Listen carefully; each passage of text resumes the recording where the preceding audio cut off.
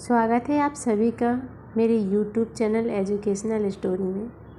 आज की कहानी है मालती जोशी जी की कहानी बादामी। नींद से मेरी आंखें बोझिल हुई जा रही थीं और बादामी थी कि बोले ही चली जा रही थी।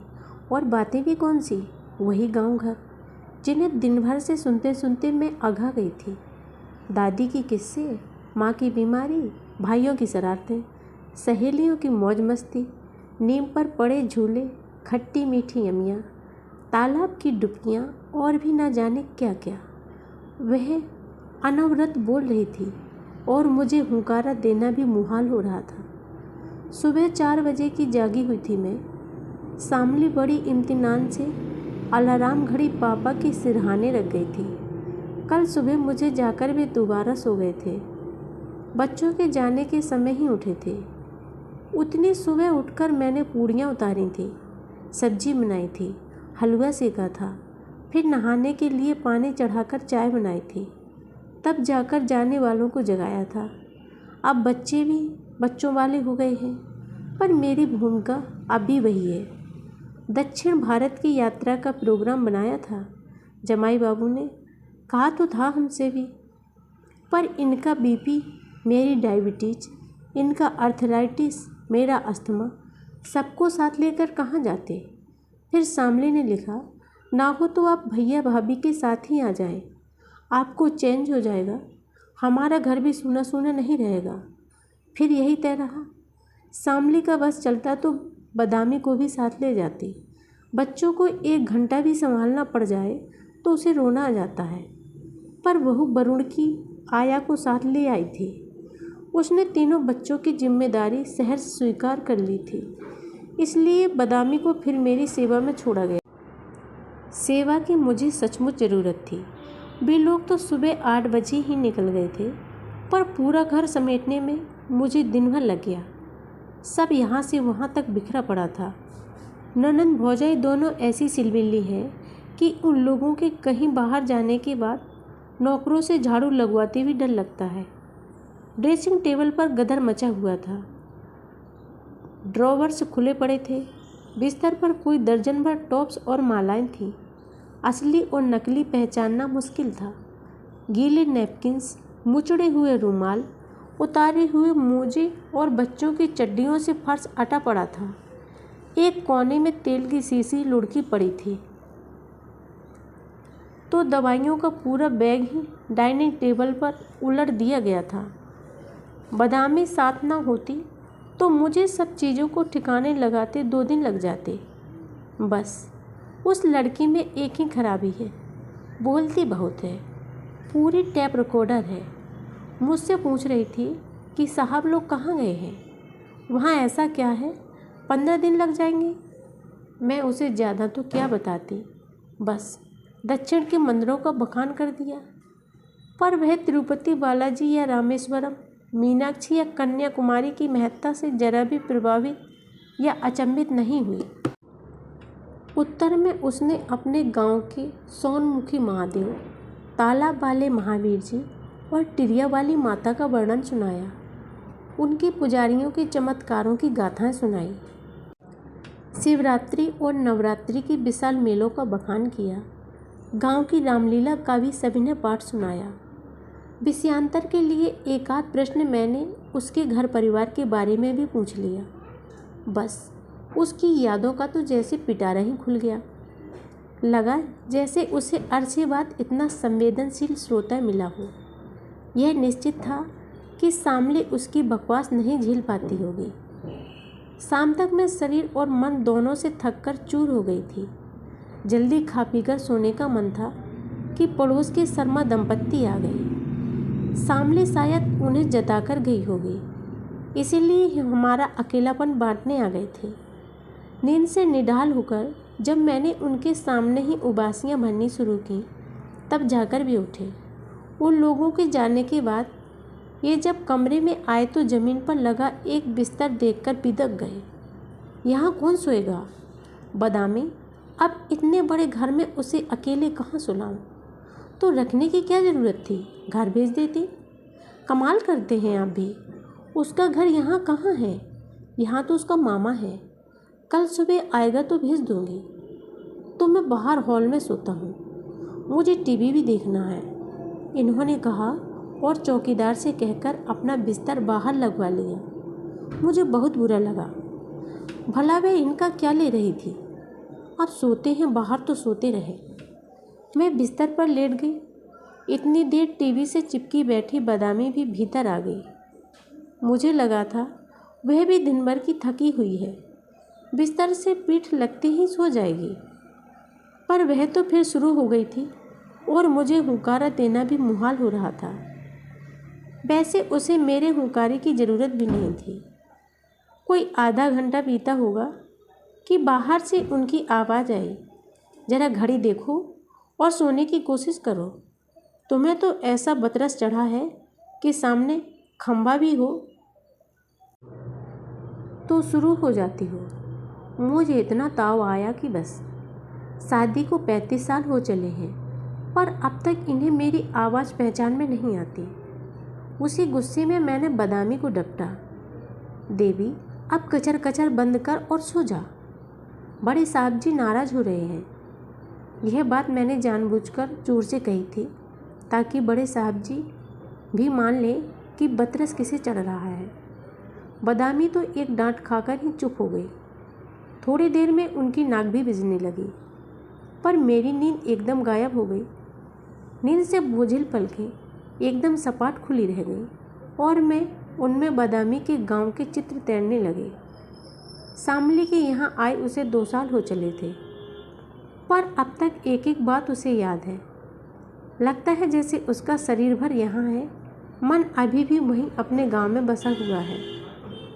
धरती की सौंधी गंध अब भी उसकी प्राणों में समाई हुई है। भला यह कोई उम्र है घर परिवार से दूर रहने की, माँ बाप से बिछड़ने की।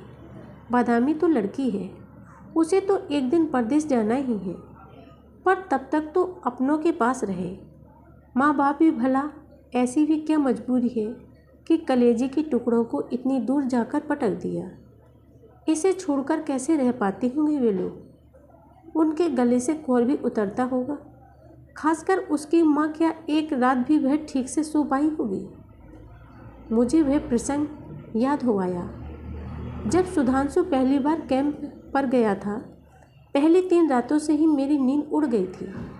ढेर सी चिंताएं, कैसे रहेगा, कैसे सोएगा, कैसे जागेगा, रात में उठना पड़ा तो किसे जगाएगा, खुले में कैसे नहाएगा, खाने में मिर्च तेज हुई तो क्या करेगा, इतना सारा सामान अकेले कैसे ढोएगा, कैसे संभालेगा। हिदायतें देकर मैंने उसका बुरा हाल कर दिया था।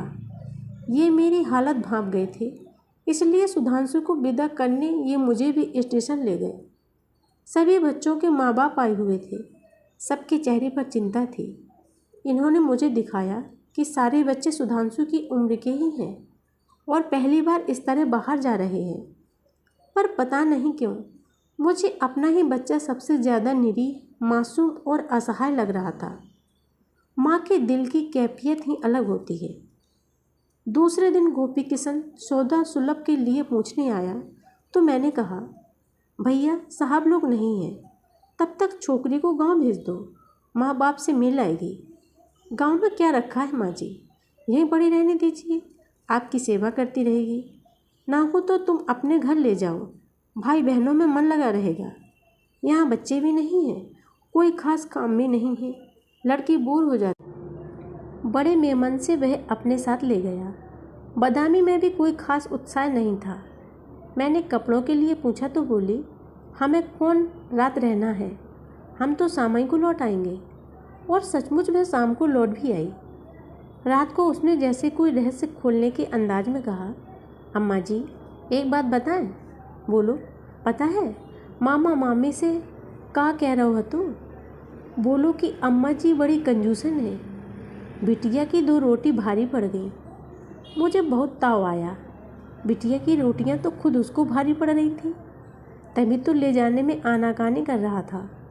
दुख भी हुआ, मेरी सदा सहायता व्यर्थ हो गई थी। दूसरे दिन गोपी किशन फिर अपनी ड्यूटी पर आया तो मैंने पूछा, तुम्हारी बहन का गांव यहाँ से कितनी दूर है? 20 लगते हैं एक तरफ के। मैंने फ़ौरन 100 का नोट उसे पकड़ाते हुए कहा, इसे वहाँ छोड़ाओ, उन लोगों को किराए के पैसे भी देते आना। साहब लोग 20 तारीख तक लौटेंगे, उससे पहले आ जाए। अब उसके पास मना करने का कोई बहाना ना रहा। बदामी भी खुश थी।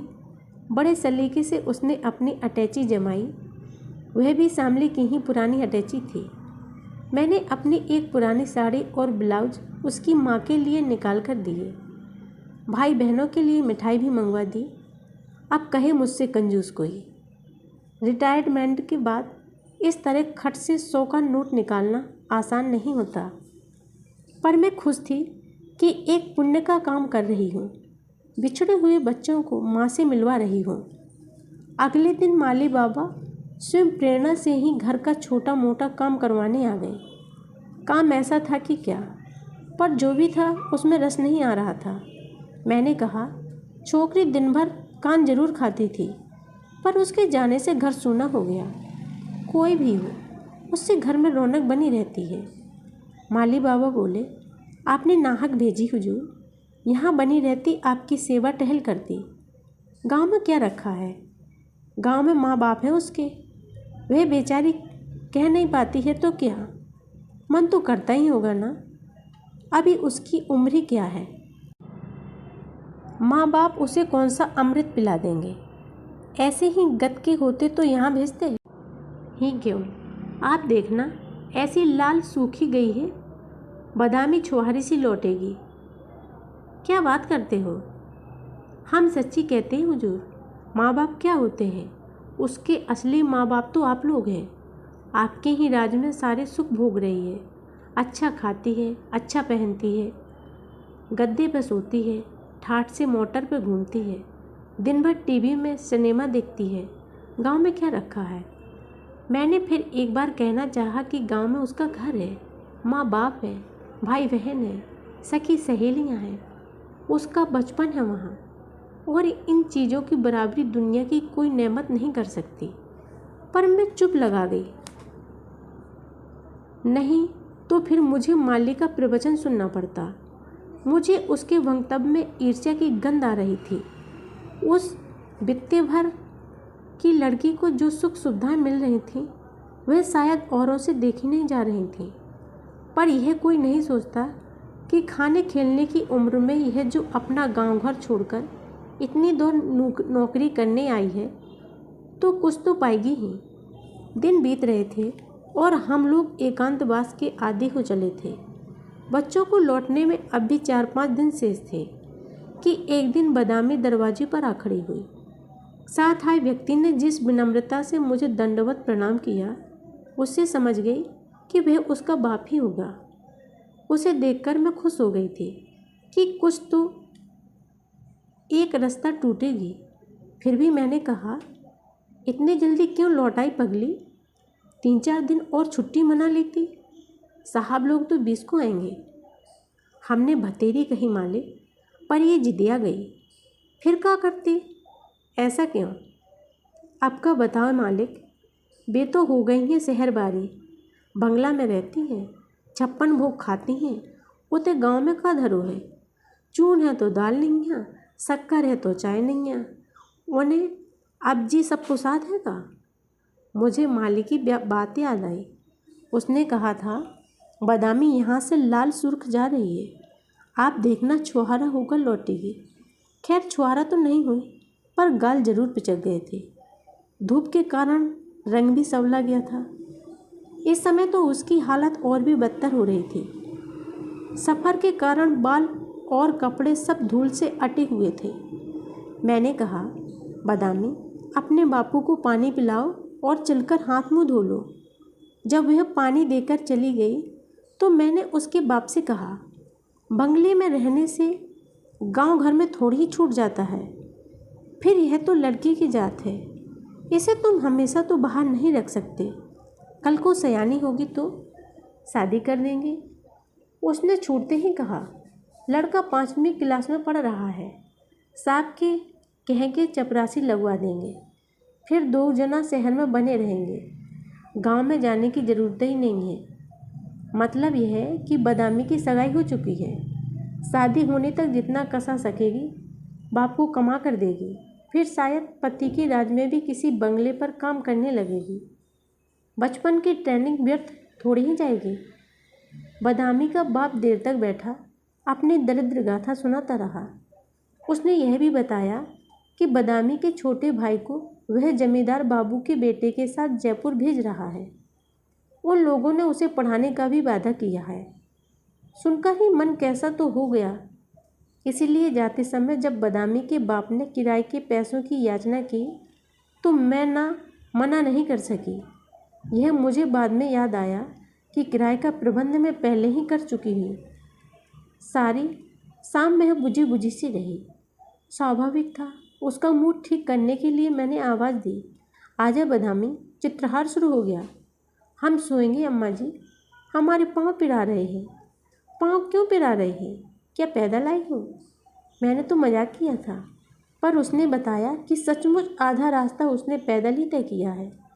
कुछ बैलगाड़ी से और कुछ ट्रक में बैठकर पार किया है। मुझे बेहद गुस्सा आया। जब गांव तक गाड़ी जाती है तो इस उठा पटक की क्या ज़रूरत थी? पैसों का जरूर गोलमाल हुआ है, चाहे वह गोपी किशन ने किया हो या बदामी के बाप ने, और अब उसकी तह में जाने का कोई मतलब नहीं था।